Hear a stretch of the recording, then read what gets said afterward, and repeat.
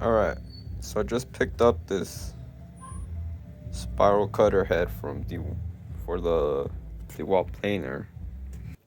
Let me take this out. Have a better look. Alright, so I went ahead and unpacked it. Where there's a head. Some spare bearings. I guess replacement bearings. I don't know why, but yeah. Some extra 5 little blades.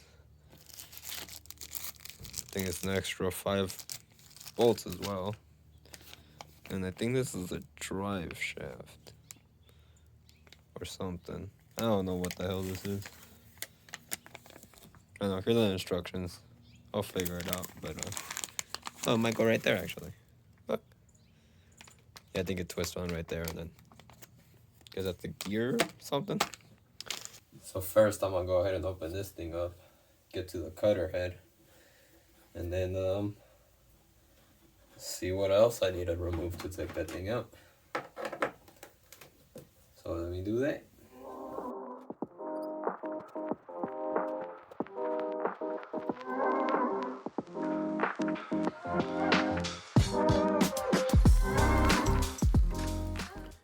Next, I had to remove this cover, which exposes, there it is, the gearbox, which controls the roller speed. And here you can see me struggling with some snap rings off the sprockets and the chain there. Then you have to remove the tensioner spring. Then you can just slide off the chain and sprockets. Now on the other side, remove the wheel, take off the cover, same old. Alright, so here you can see the drive belt, chains for the rollers, and the tensioner. So you start off by taking off the tensioner right behind my big ass head right there. But come on, you can do it. Alright, there it is. Then you can see me struggling. I think I missed a part, but yeah, just take off. We'll move out the way. Yeah, just take off the chain and one of the gears. I couldn't get both the sprockets off. Just left one on and just let it hang there. It gave me enough clearance to get to the drive belt.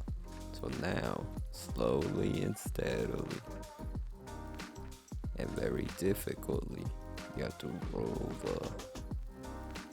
the planer head till the belt comes off somehow. Yeah, this is gonna go on for a while, so let me cut this. Alright, so there it is. Didn't get it on camera, but if you are doing this, don't be afraid to pull on that belt. It's pretty darn strong and it's on there, so don't be afraid to put some force on the belt. Alright, here we are back up top, just taking out the knives so we can later on slide the head out.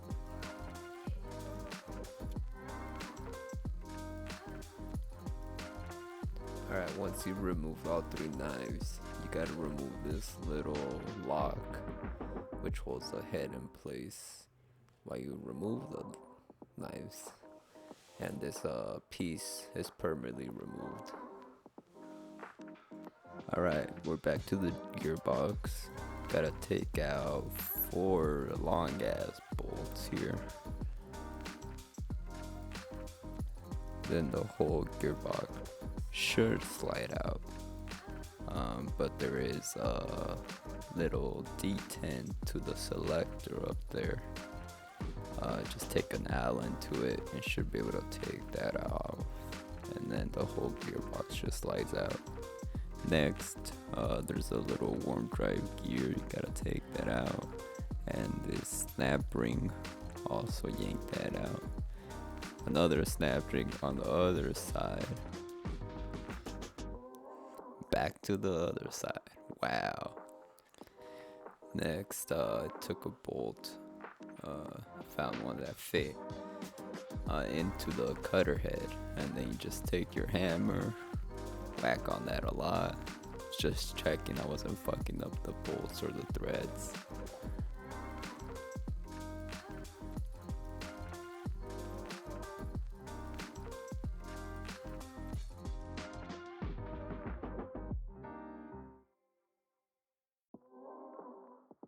After 1,432 hits, there it is. The cutter head should just slide out. There it is. Easy as that. Then you just grab a socket and then the circular motion with like tabs. Just get that bearing out of there. Make sure to grab something to put on the planer surface for when that bearing falls out. Alright, so I went ahead and took the planer head out. I had to hit it with the hammer a lot. Alright, I'm back. Got some gloves without some fingers, which kinda sucks, but best I can do right now. So, I need to slide this in very carefully. I think very carefully. So, let's see.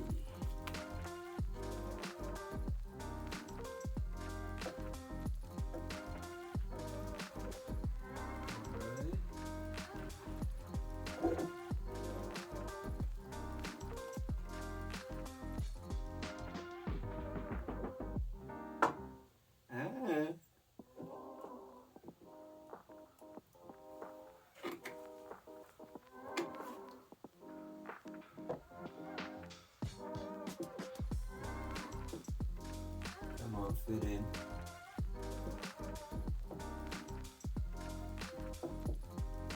Hello?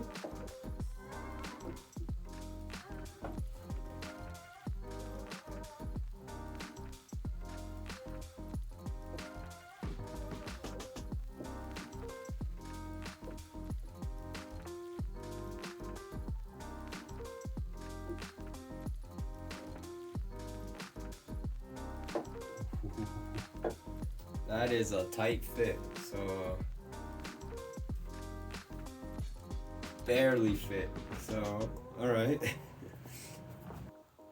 Alright, so now I need to seat the new bearing.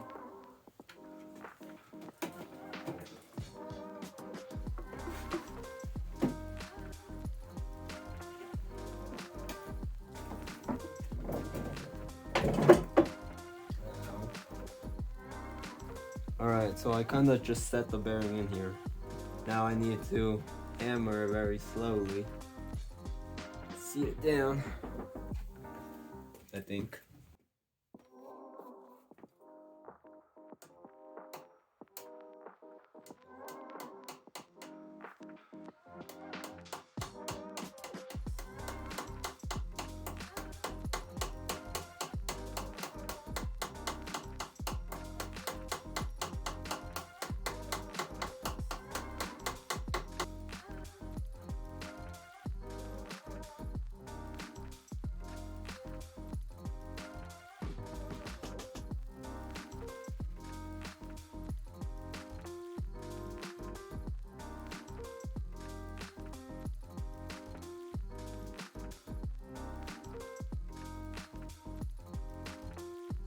While I was hitting this bearing into place, not hitting, tapping into place, you kind of have to prop the planer head up and line it up with the middle of the bearing there, and then you can continue to tap.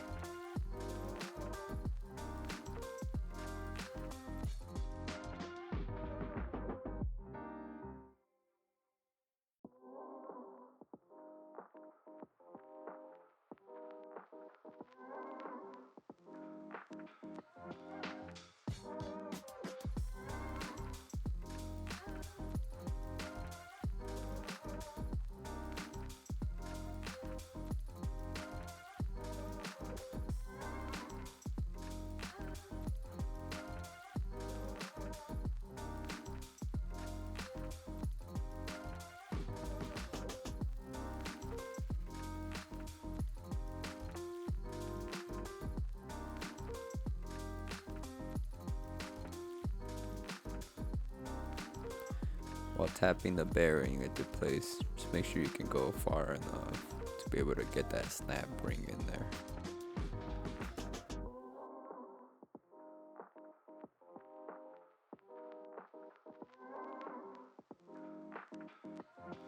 And we just repeat the same thing on this side. Simple.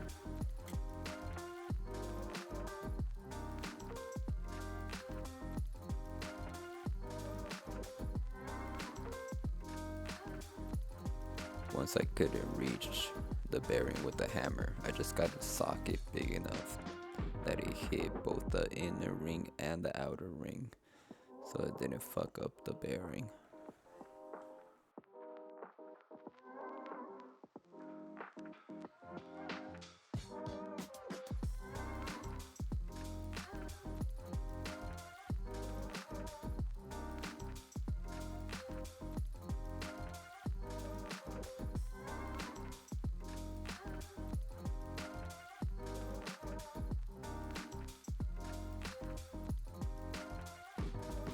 Alright, so I went ahead and installed the pulley. Has a spacer, has a little key in there, then the pulley, then the nut.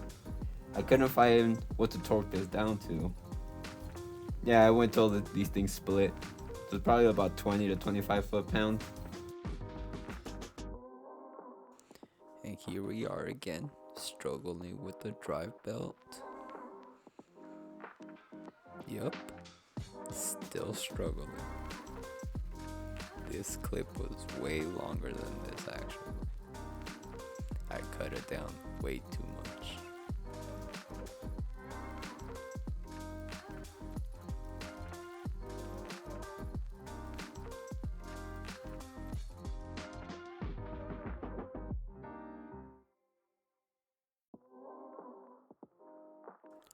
So once that's on, you go ahead and throw on the chain and sprocket and tying that down.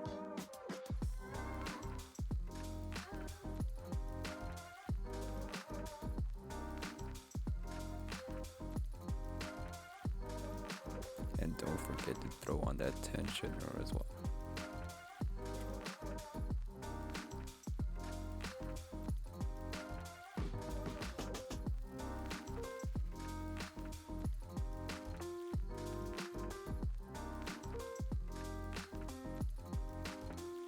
Now that that's all done, go ahead and throw on the covers.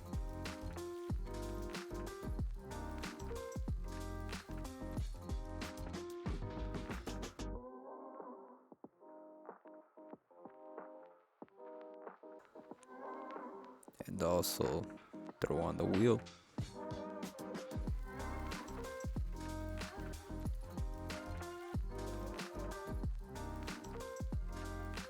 Alright, so here on the other side, go ahead and throw on this gearbox. Gotta throw on the little detent in there. Didn't get a shot of that.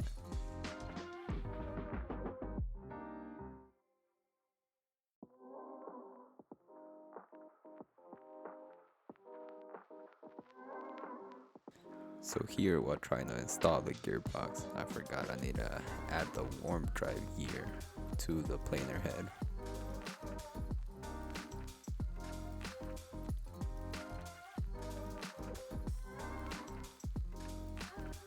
So I just hand tying that to who knows what. You just shove a piece of wood into the planer head so it doesn't move.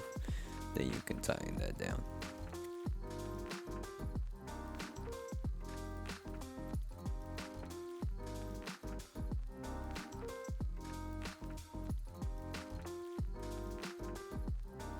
Then we just throw on the bolts that hold the gearbox in place.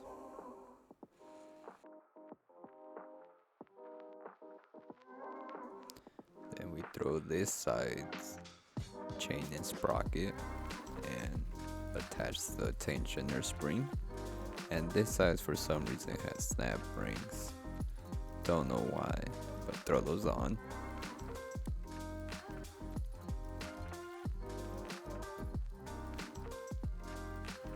Once that's on there, go ahead and throw the cover on.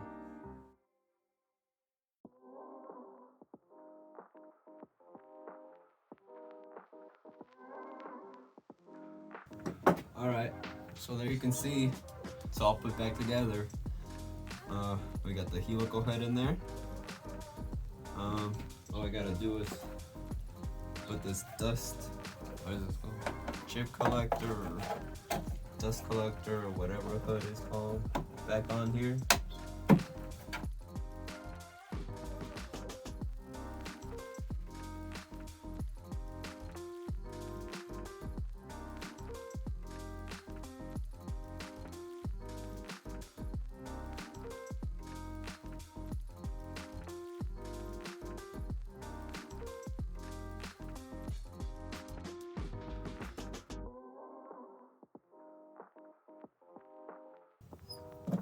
It's not half bad of an install. It took me 3 hours, roughly 3 hours over the span of 2 days. The worst part is probably the bearing part, the bearings, taking those out, putting those in. Feels wrong hitting it, but that's how you gotta do it. So I'm gonna slide this out, run this test piece again, see how the thing changed. All headphone users, this is a warning. It gets pretty loud. This is the audio straight from the camera. Didn't want to mess with it, so it wouldn't fuck up the test.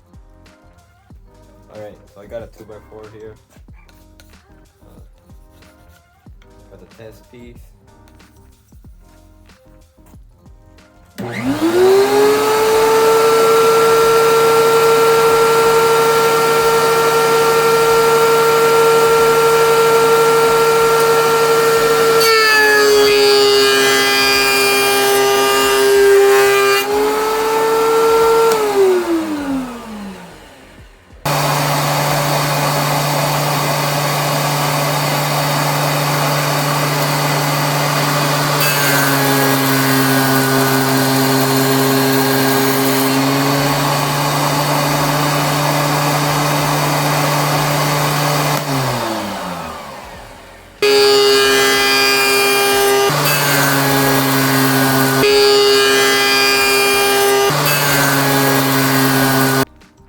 Alright, so went ahead and ran this. You just heard that.